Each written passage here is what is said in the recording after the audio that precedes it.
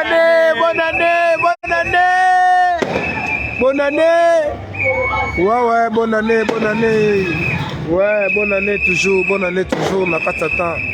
Kaka ndenge makambo sengaka donc Nzambe abateli bana na ye depuis 2022 na 2023 donc c'est-à-dire qu'il faut ozongisa bolamu ya Nzambe faut kokomisa ye kokomisa kombo ya Nzambe quoi. Donc partout place bozali 2023 ezala bino kimia donc voilà dans les bons toujours.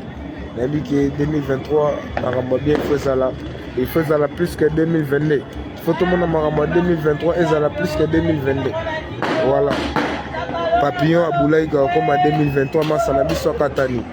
Donc, ils ont toujours Makamou Nzambe. Donc, 2023, toujours Nankolo. Inch'Allah, Pessantango, toujours Makambo. Pessantango 2023. Bonne année 2023. Pessantango Inoussa. Balobi 2023 Nankolo quoi. Nanenga Bakini, Tokoti Siko 2023. Nanenga vitesse ya G